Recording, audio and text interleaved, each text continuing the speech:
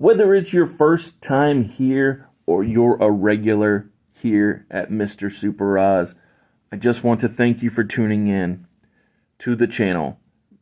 It exists because I, Oz, from the channel Mr. Super Oz, I wrote a 68-page graphic novel called Everlasting Survivors.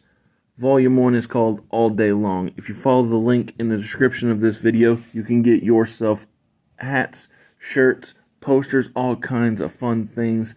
But most importantly, you can get the story itself. And the more people that pick up the story, the greater the chances are that there can be continued adventures with these heroes. If you could, give it a like, subscribe if you haven't already, leave a comment, enjoy.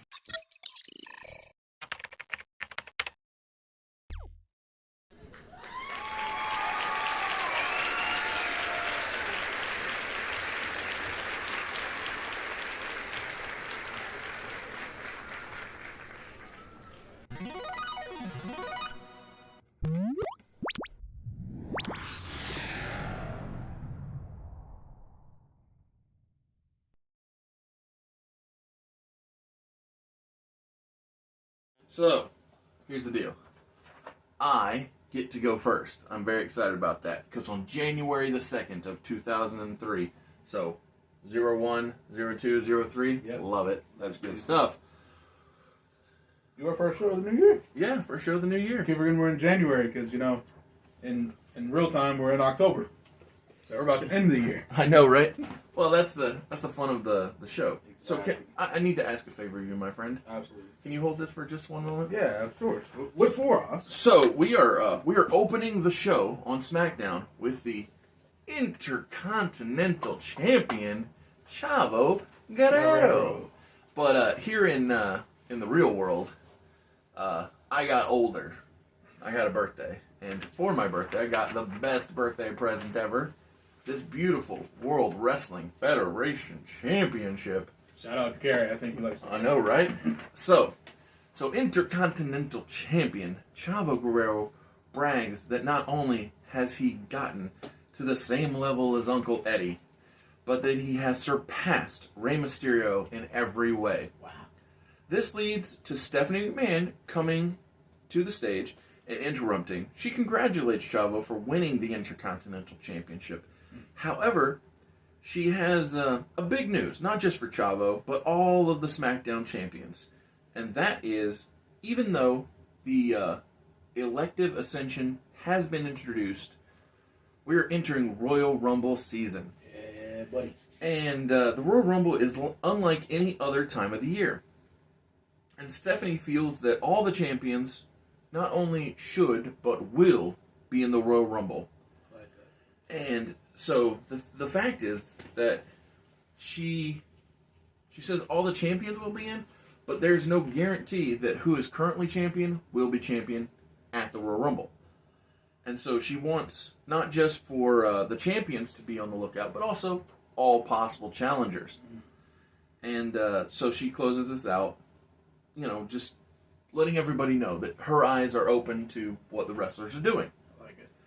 And so Chavo, a little less confident now with his title, but he's still trying to hold his head up high. And so Stephanie, steps out, Chavo walks away, and we open the show, not promo-wise, but we open the wrestling portion of the show with a man that has had good fortunes here on Alpha Entertainment Worldwide SmackDown, and that being Jamie Noble. He's taking on Vascular Val of the Iron Addicts. The Iron Addicts, they want to push Jamie to be his best. They believe in him, and they want him to be in their group, and that's why that they are putting on this sporting contest. But of course, Jamie he wins the match because, well, I mean that's how much they look up to him. They believe in his ability, Sure. And so no big surprise there. Jamie goes over. Love to see it. So footage is shown from last week after the match where Farouk and Bradshaw, they beat down D'Lo Brown. Right. Very heartbreaking ending to the year. Yeah. So in the back, Teddy Long is with them, and he just keeps saying playa, and he's doing his little holla, exactly, dance. yeah. I got you. You know, just some ha fun times. After we get updated on that situation from last week, we hear, well, where's the big show? And he's taking on Scott Steiner. Both men, both Scott and I'm gonna call him Paul White. Okay. Have their factions with them. So best first generation with Scott Steiner, so Kevin Nash and Booker T, right. and XL Factor with Paul White, the Big Show. In this match, Big Show is able to not just chokeslam, but beat Scott Steiner. Oh, wow. Okay. In case you need any justification for it, it's because the Royal Rumble's coming and the best first generation are going to need some challengers. Yep, and makes so sense. Makes sense to use a ready-made group Yep. when it comes to the XL Factor.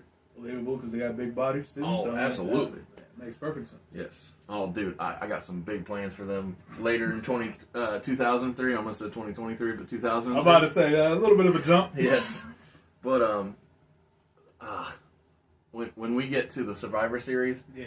it's gonna be big meaty men on that their team. I'll tell you what. Love to hear it. Yeah. So after the Big Show, best Scott Steiner, because again those big men doing big work. Yeah. We get some cruiserweight action. I'd love to see the cruiserweights too. Where Nunzio is still trying his best to get his first win within. Secure his first W. Yes. Unfortunately, he comes up short against Billy Kidman. Yeah, that sounds about right. And after Kidman makes easy work of Nunzio, we have another cruiserweight great, that being the Hurricane. He makes his way out to the ring, and he is taking on Bull Buchanan, the man who bested Rey Mysterio last week. Yes. And to keep Bull's momentum running, Bull Buchanan defeats the Hurricane here on SmackDown. Okay with that. So Rey comes out and he evens the odds because Hugh Morris was out there with Bull Buchanan. Of course. And after the match, where Bull Buchanan wins, Hugh Morris slides into the ring. He and Rey begin to go at it. They get separated by a referee. But after the break, we come back and ding ding, Rey Mysterio versus Hugh Morris. Classic wrestling fashion. Yes. So this show was happening, or is happening, in Albuquerque, New Mexico. And Rey Mysterio is big over in New Mexico. I mean, Rey Mysterio is popular everywhere. He's popular everywhere, but yes. New Mexico is in love with Rey Mysterio. They are glad that he love wins. their mass wrestlers. Absolutely, they're glad that he wins and defeats Hugh Morris, and that leads to our handicap main event match, where Farouk and Bradshaw collectively are taking on The Undertaker for his television title. So, even though The Undertaker agreed to this ludicrous match, of course, remember, midway through the match, he's The Undertaker, and it doesn't matter. Correct. So, for the sake of the rules, not that it will matter, if Bradshaw pins The Undertaker, he will be champion, and if Farouk pins The Undertaker, he will be champion. Cool. So it's not one of these shared title things. No co-champions. Yeah, no lay cool. Exactly, no lay cool. I'm glad you said it because that's exactly where mine was going. But throughout the match, Teddy Long tries to help his boys win.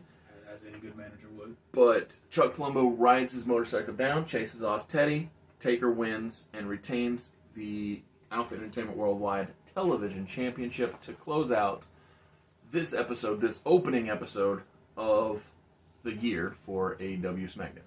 Love it. Great way to open the year. So lots of fun things, setting up groundwork for what is to come.